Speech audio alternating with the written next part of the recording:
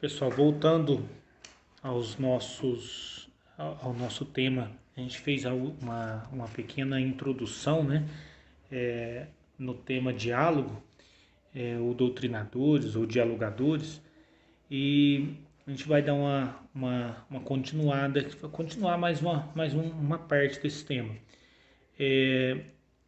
São apenas assim considerações que a gente faz, né? A gente sabe que tem muita coisa sobre esse tema e é de grande importância. E são algumas considerações, algumas complementações de prática, que só para complementar mesmo o estudo, né? E para despertar a curiosidade, despertar assim o interesse para continuar a pesquisa. A gente tem os livros, muitos livros aí, tem o próprio livro Desobsessão, tem um que a gente considera assim, um dos mais completos que tem, que é o livro Diálogo com as Sombras, de Hermínio Corrêa de Miranda. Tem Obsessão e Desobsessão de Sueli Caldas Schubert, que é tudo isso que a gente falou, é só para despertar aí o interesse de todas as pessoas que trabalham com essa área, que é a área do diálogo. É importante que tenha conhecimento sobre esses temas. Lá no canal de vídeos, lá, o IP Amarelo, lá da nossa colaboradora Rita Caparelli, tem lá alguns vídeos, uma sequência de vídeos sobre esse tema. E, infelizmente, apesar de estar muito divulgado nos grupos de estudo lá do centro, tem vídeos lá que tem 2, 3 visualizações. E, infelizmente, que é um material muito completo também, baseado nas obras básicas e nos livros que eu citei e alguns outros que ela coloca também. E muito bom, muito completo, muito bom. E gostaria assim, que quem pudesse dar uma olhadinha, né? Seria o ideal, seria muito bem-vindo para os nossos estudos. Falou no vídeo anterior, a equipe de uma reunião mediúnica ela é formada ali pelos vibradores, pelos passistas, pelos médios, né, principalmente os psicofônicos, pelo presidente da organizador, o presidente ali da reunião e os dialogadores. E na nossa casa, como às vezes a gente tem, principalmente nos trabalhos que eram feitos nas quintas-feiras, eram formados aqueles campos, então sempre tinha geralmente são dois médios psicofônicos e um dialogador. E quando na reunião de segunda, que a gente faz o círculo ali da reunião, geralmente é um dialogador para cada 2, 3 médios psicofônicos. Então é importante a figura do vibrador, que a gente falou pouco sobre ele, né? O vibrador tem que estar ali, é uma figura muito importante. Todo o grupo faz parte da sustentação, são vibradores de sustentação.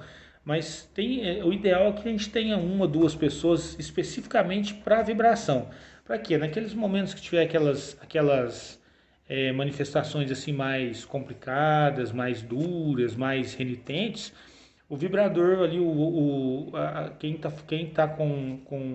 quem tá na função mesmo ali de sustentador, né? Emitir, ficar na vibração mesmo ali, emitindo luz, é, fazendo em oração, pedindo ajuda e doando ali fluidos, energia, para que possa ser trabalhado pela espiritualidade, que a gente consiga um efeito ali melhor com aquele irmão mais renitente, é importante para todos, mas principalmente para esses mais assim renitentes. O grupo, a gente já falou, a gente relembra, tem que estar em harmonia.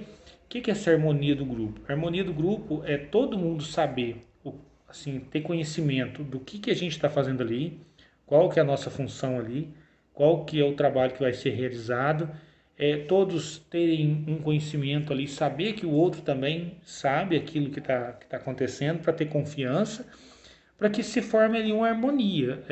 Todo mundo sabendo o que está fazendo, todo mundo confiando no que o outro está fazendo, e para que a gente tenha aquela harmonia de que, como foi falado várias vezes, né, a reunião mediúnica, todos esses componentes da reunião que a gente falou, os vibradores, a sustentação, os passistas, os médios psicofônicos, o dialogador, A maioria das vezes o passista é o próprio dialogador, não tem problema nenhum, enquanto você está fazendo diálogo, você está aplicando o passe, mas esse conjunto de encarnados ali, eles formam, é como se fosse todas essas energias deles ali, de todos nós ali no ambiente, é como se formasse um ser coletivo, que a gente diz. Então, se um deles não está bem, se um tá disperso, não está prestando atenção no trabalho, não está num bom dia de trabalho, ou não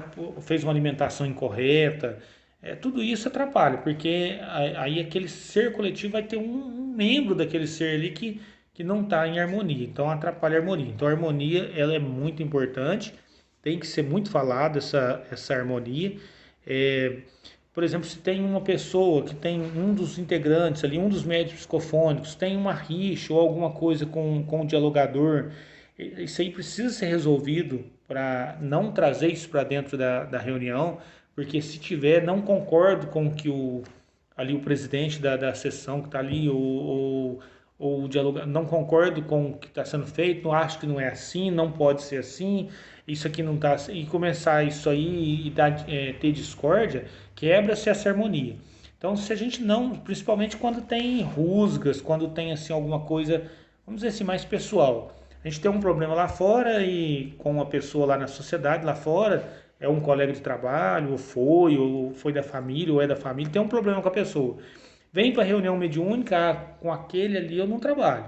Ah, não, isso aí não pode acontecer. Então, se tiver esse tipo de caso, esse tipo de situação, tem que ser resolvida. E se não for resolvido, um deles, o ideal é que se afaste daquele grupo, comece a participar de outro grupo, porque senão a gente vai ter um prejuízo grande ali que vai atrapalhar todo o trabalho.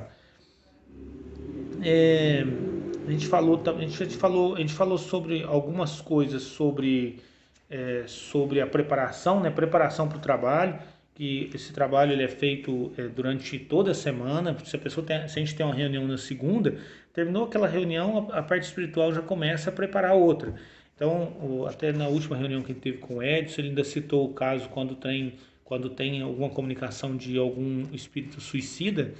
Tem até alguns casos que a espiritualidade traz esse irmão para ter um contato com o médium que vai trabalhar com ele até um mês antes da reunião que ele vai participar.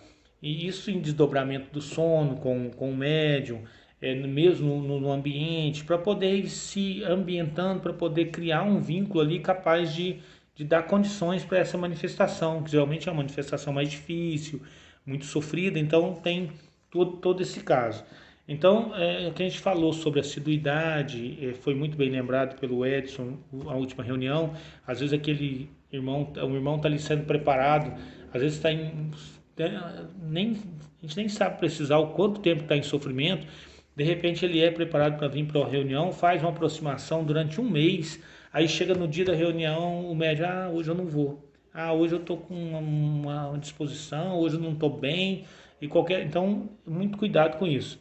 É, Depois que assumiu o compromisso de estar participando, a gente tem que pensar que por trás ali tem todo um investimento da equipe espiritual.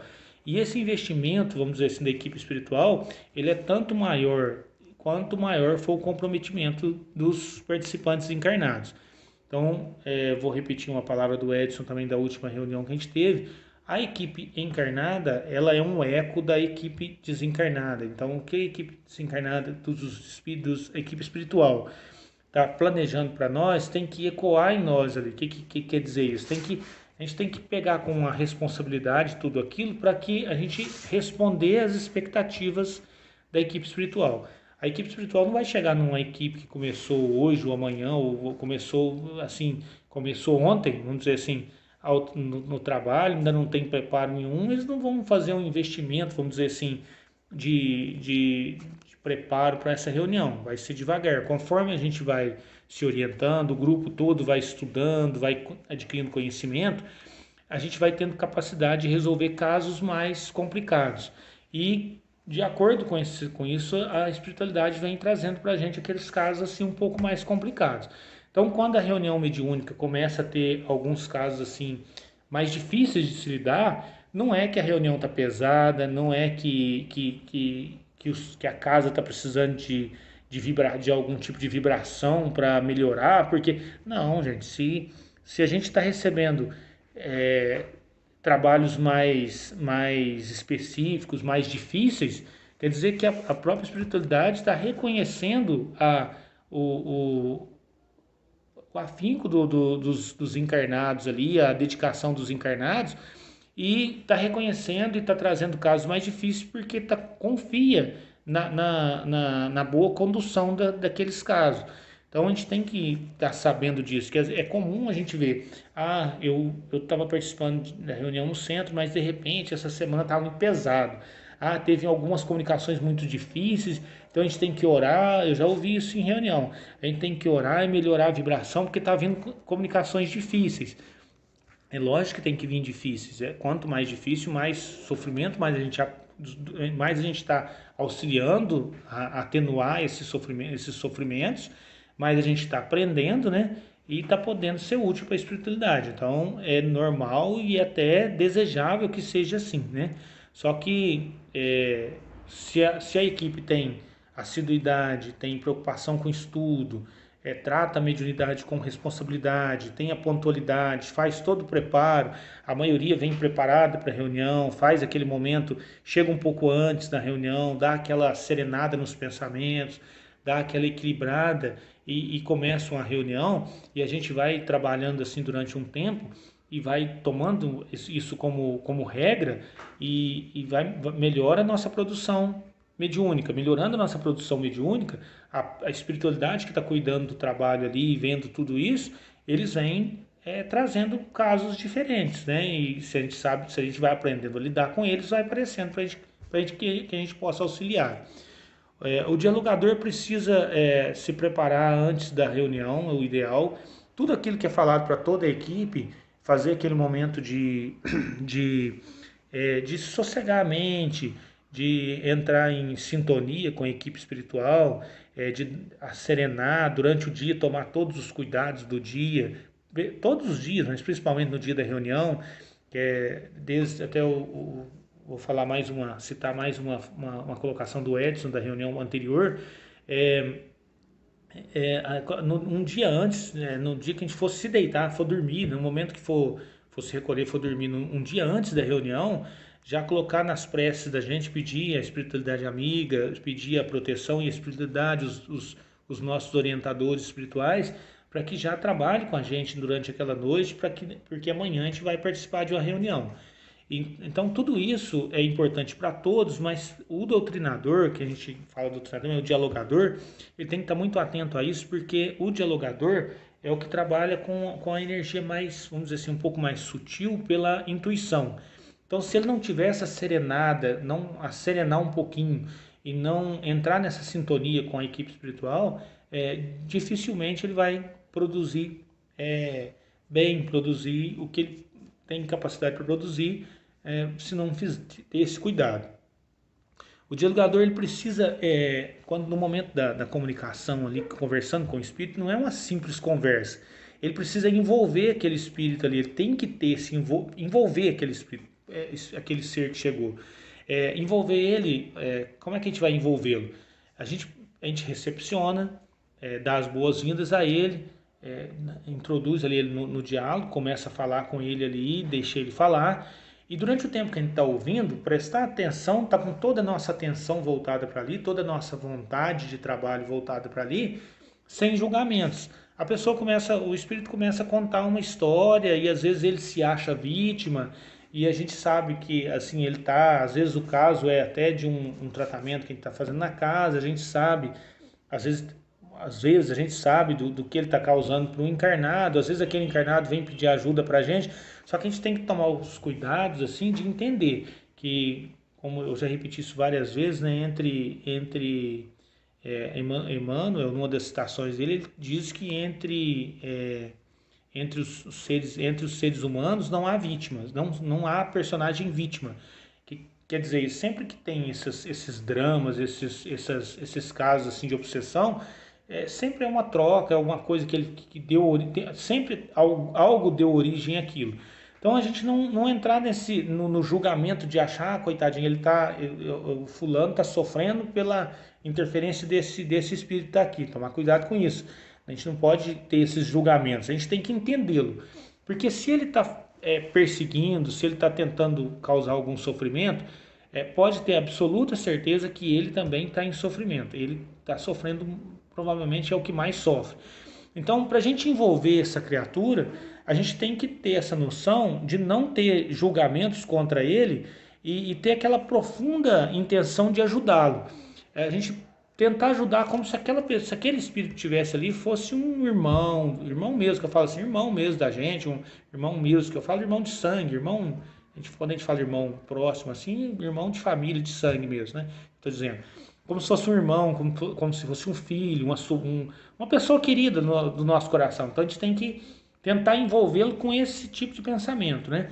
E ouvir o que ele tem para dizer e ter a empatia de se colocar no lugar dele. Se ele tá tentando fazer alguma coisa de ruim, tá perseguindo, é porque ele se acha vítima. E a gente, ouvindo a história dele, você tem, não, mas se fosse eu também, provavelmente eu também, talvez eu teria algum tipo de, de, de sentimento assim e tal. E a gente, envolvendo esse espírito, a gente tem a condição de atendê-lo melhor e trazê-lo para a realidade. Tem que tomar os certos cuidados, com isso aí que é só durante o diálogo ali, mas esse envolver o espírito que eu digo é isso, é tentar entendê-lo de coração e oferecer a ele as palavras e deixar vir na nossa intuição aquilo que a gente pode argumentar para realmente estar interessado em ajudá-lo. Não adianta a gente estar interessado, estar argumentando com ele, sabendo, tentando enganá-lo, prometendo.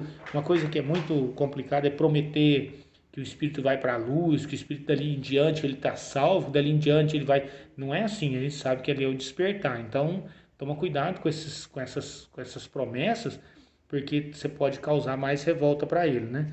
A importância tem tudo isso que a gente está para ter esse envolvimento, a importância desse envolvimento, para que a gente consiga fazer esse envolvimento, a gente tem que tomar cuidado com o orgulho nosso orgulho exacerbado, com a nossa vaidade, com o nosso egoísmo. Se a gente for egoísta, se a gente for muito orgulhoso e se achar melhor do que aquele ser que está ali, melhor do que os outros, a gente não vai conseguir envolver esse espírito. A gente vai passar para ele toda essa carga que a gente carrega e a gente não vai envolvê-lo jamais, né? Ele vai ficar mais irritado. E muitas vezes eles chegam muito irritados, às vezes nos agridem, às vezes faz ameaça contra a gente. Então, nesses momentos, a gente tem que ter calma e tranquilidade para não entrar nessa onda. Porque se a gente entrar numa onda assim de revolta contra ele está acostumado com a revolta, ele lida com a revolta, ele é a própria revolta. Então, se a gente entrar na onda de revolta, porque ele falou alguma coisa pra gente, porque ele nos agrediu, aí a gente entra na onda dele, na sintonia que ele quer, e a gente perde totalmente a linha de raciocínio e não consegue levar uma conversa assim para frente.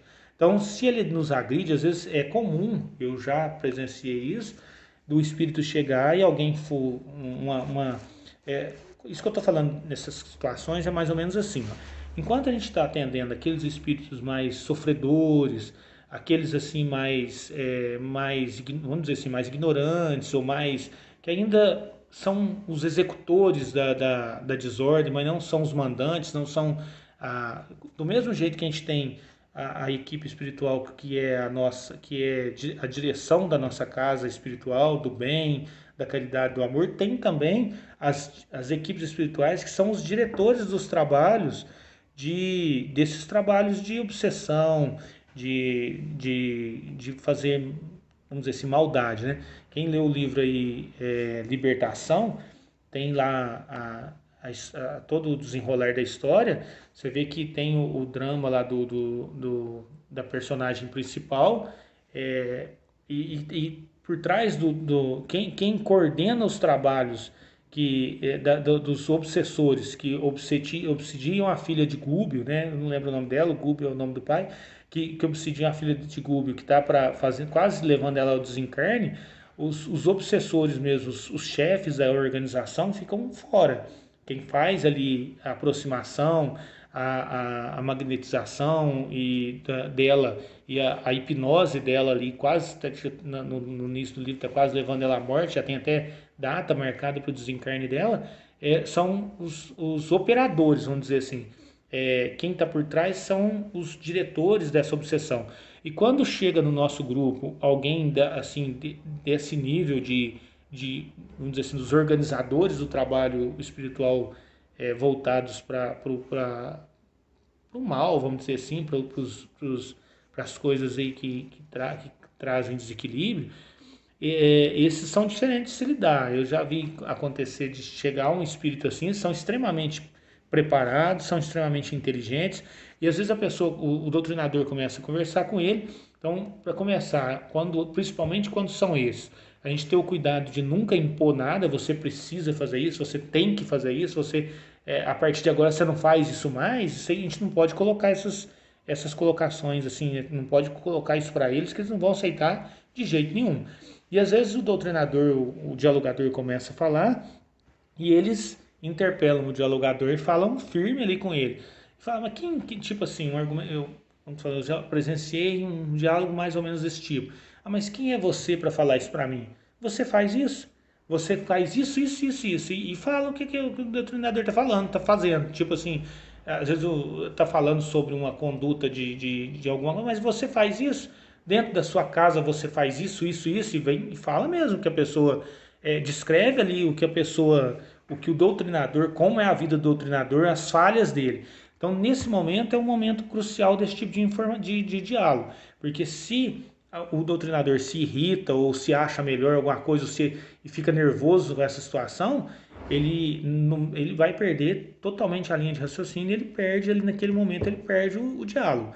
Então, se acontecer de ser defrontado com alguma situação dessa, ouvir o que ele está falando. Se é verdade, não adianta eu querer dizer que não é, ou eu tentar argumentar que não é, ou querer ficar bravo e falar, não adianta, porque se é verdade, é verdade. Então, qual que é a nossa postura? É assumir. Não, realmente eu tenho minhas fraquezas, eu não sou perfeito, todos aqui não, ninguém aqui e a gente erra sim, mas a gente está aqui para tentar auxiliar. E se ele insiste nisso, a gente fala, não, você pode olhar que eu estou tentando melhorar, eu estou estudando, eu estou procurando, eu tento fazer o bem, tento fazer isso, fazer uma argumentação desse tipo, mas nunca negar e ficar nervoso e querer discutir. Se entrar numa situação dessa e ter essa postura de negar uma coisa que a gente está ouvindo ali, sabe que é verdade, ou tentar entrar para o lado da discussão, a gente vai perder terreno porque eles estão acostumados com isso.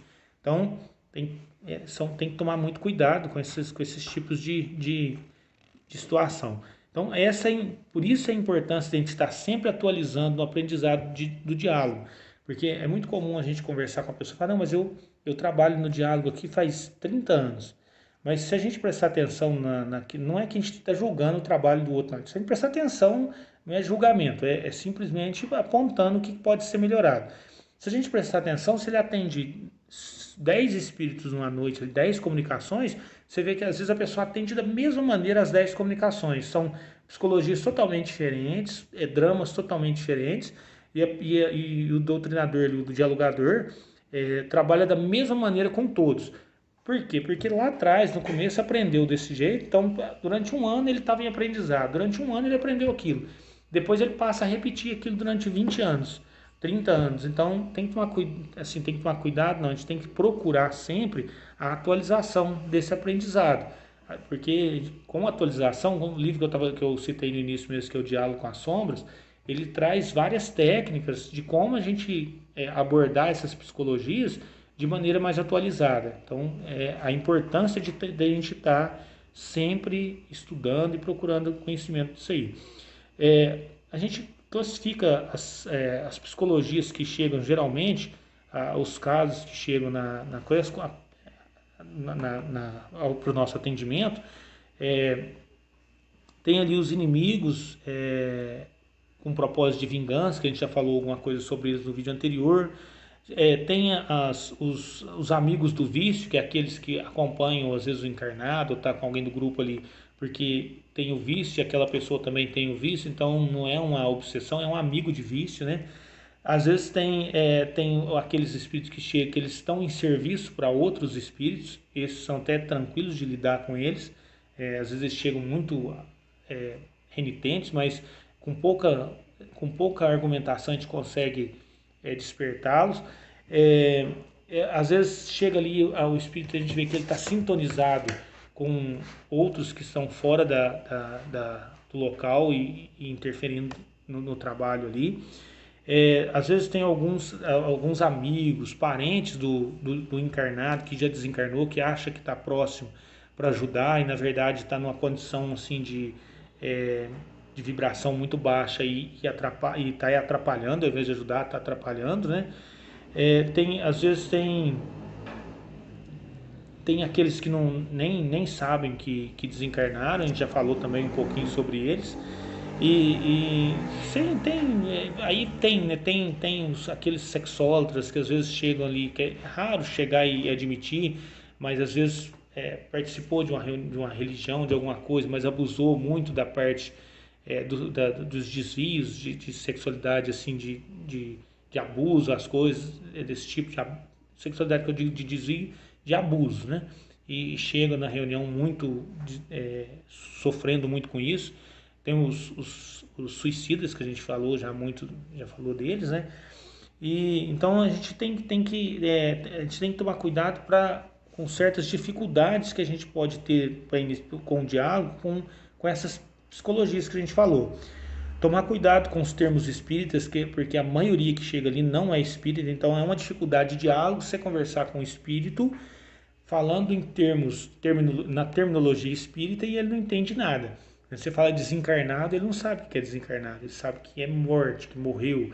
Às vezes você fala obsessão, ele não sabe o que é obsessão. Você fala, você está num processo de subjugação, de possessão, e ele não tem nem ideia do que é isso. Às vezes ele leva o diálogo, faz de conta que está entendendo, mas não está entendendo nada daquilo. Então, as terminologias que a gente usa tem que tomar cuidado, que nem sempre, na maioria, grande maioria das vezes, ele não tem conhecimento nenhum de terminologia espírita. Às vezes ele não consegue mesmo, nem no início, ele não consegue nem entender o que a gente está falando, então a gente vai na vibração com prece, passe, às vezes desde o início, para poder tentar desvincular aquelas energias pesadas, para que ele consiga começar a entender o diálogo, né? Às vezes o espírito acha que nós somos parciais. O que quer dizer isso? Às vezes porque a gente, por exemplo, ele é o obsessor de um membro do grupo. A gente está ali conversando com ele, ele sabe que o membro do grupo, outra pessoa do grupo ali, ou ele é obsessor de um parente nosso, de uma pessoa que pediu ajuda na casa espírita. A pessoa chega e pediu ajuda na casa espírita para a gente, e depois a gente vai tratar numa reunião mediúnica e vem o obsessor daquela pessoa. O que ele vai achar? Ele vai achar que nós que estamos falando com ele ali, que nós somos parciais, que a gente já vem para prejudicá-lo para tentar ajudar a vítima dele ali, o algoz dele, ou a vítima dele ali. Então, que ele acha que seja um algoz para ele, que fez mal para ele, por isso que ele está cobrando uma vingança e acha que a gente está tentando ajudar. Então, isso é uma dificuldade também para a gente iniciar o diálogo. O dialogador precisa saber que tem os defeitos, as fragilidades, como a gente falou lá, e que o mundo espiritual muitas vezes ele sabe disso, né? Então ele tem que saber isso e aceitar isso para fazer tudo aquilo que a gente falou lá atrás, de levar o diálogo para um lado que consiga ultrapassar essa dificuldade, que é uma das maiores.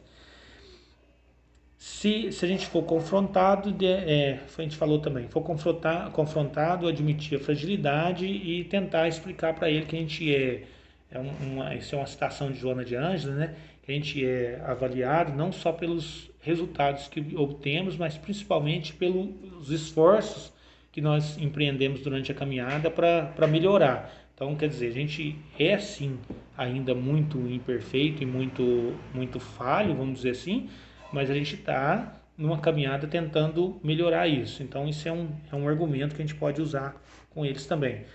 A finalidade nossa ali é tirar a mente daquele ser que está ali comunicando com a gente, tirar ela daquela situação de monoideia que a gente fala, que aquelas ideias, ele só tem a ideia de vingança. Ele só tem a ideia de se aproximar daquela pessoa ali porque N motivos. Ou ele, então, isso a gente considera, a gente fala de monoideias. Então, tirar ele disso, fazer com argumentação, fazer ele despertar a consciência, fazer ele entender que também é um filho de Deus, que também, às vezes, ele não aceita muito a gente falar sobre Deus, porque ele está num sofrimento muito grande, não aceita. Então, mas a gente tem que ir levando isso aos poucos para poder despertá-lo. A nossa intenção e a nossa propósito ali é despertar para que ele possa continuar a caminhada, né? As qualidades e atitudes para o exercício do diálogo. A gente tem que ouvir, né? Deixar que ele fale até que a gente consiga que ele desabafe, que a gente consiga também identificar ali qual que é o drama dele.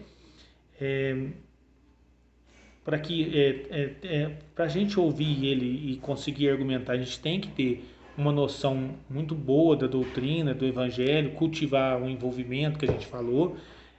Em todo esse cultivar esse envolvimento, a gente fala, não é só com o espírito, é com todo mundo, principalmente em casa, na família, com os amigos, no trabalho. Ser aquela pessoa assim que agradável de conviver, a pessoa que procurar tratar todo mundo bem, procurar estar sempre ali, nem sempre é possível, mas estar sempre uma pessoa otimista, alegre, porque isso envolve os outros que estão à volta. Tanto que é assim que às vezes a gente vê uma pessoa de trabalho junto com às vezes 10, 15 pessoas ali, e quando uma pessoa tem um problema, às vezes vem até a gente falar, a hora que tem uma oportunidade, vem conversar, desabafa. E se isso aí está acontecendo com a gente, é sinal de que nós temos essa capacidade de envolver, né? Porque se o encarnado está do lado ali, tem a gente dá essa condição para ele de chegar, isso é um sinal muito positivo de que a gente consegue envolver as pessoas de maneira positiva. Se a gente consegue envolver as pessoas, os encarnados de maneira positiva, a gente vai ter uma facilidade também no momento do diálogo com os irmãos desencarnados. Saber que a doutrina tem explicação para tudo, para qualquer tipo de drama do espírito, né? E saber também falar, sempre tem em mente para falar com ele, para argumentar com ele, sobre o determinismo, que todo mundo todos vão ser espíritos puros, que vão ter uma melhora espiritual ali ao longo das existências e do aprendizado que for tendo, que isso então falar sobre o determinismo com eles.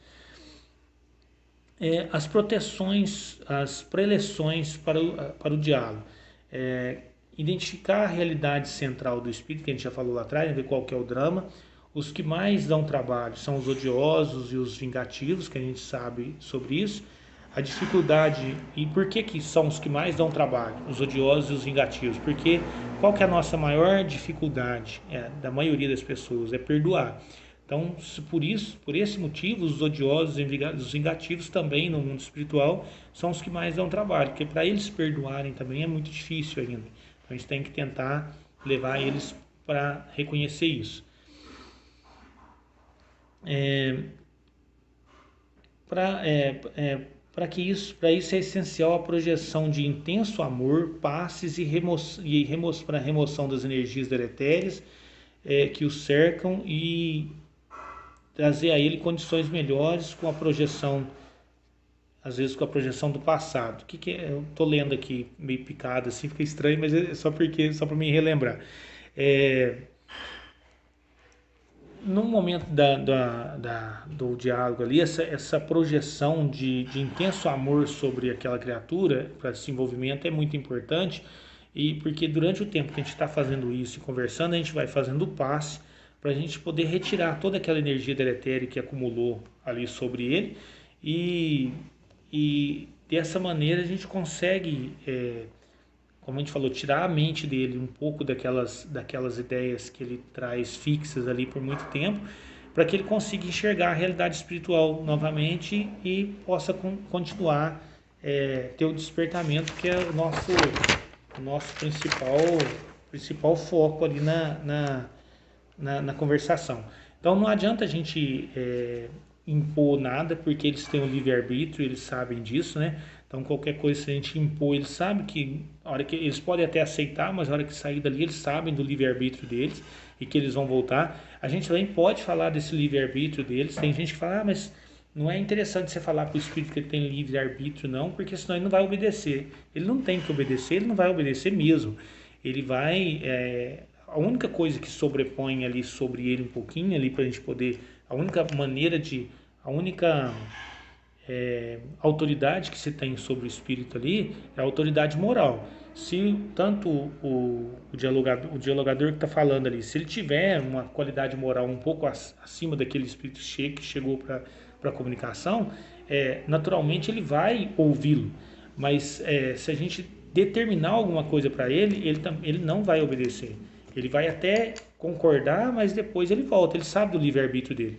Então, se a gente falar para ele sobre o livre-arbítrio e argumentar com ele para convencê-lo, não para tentar convencê-lo assim, despertando a sua inteligência. Se a gente impor e falar que ele tem que fazer, não vai funcionar, né? A gente sabe que não vai funcionar. Então, e tem algumas psicologias que a gente precisa ainda falar um pouquinho mais sobre elas. Alguns psicologias que eu digo assim, alguns tipos de espíritos que vêm nessas comunicações, que ainda a gente vai voltar a falar sobre eles, mas o básico que a gente falou, que a gente queria falar nesse primeiro instante, são esses dois vídeos que a gente passou. O primeiro e o segundo vídeo, esse é o segundo vídeo desse diálogo, né?